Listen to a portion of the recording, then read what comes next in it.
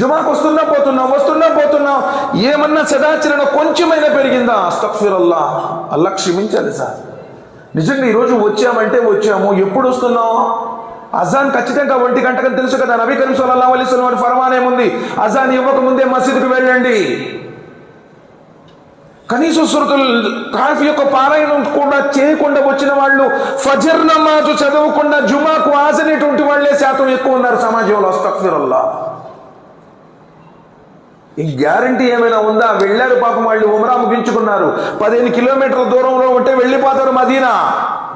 Oil tanker కొట్టేశారు. 48 మంది ఒకే కుటుంబానికి చెందిన సుమారు 18 మంది కాలి బూడిదైపోయారు. చెప్పగలుగుతాడు ఎవడన్నా మరణం ఎప్పుడు ఇచ్చిందో? మరి ఏందంత ధైర్యం?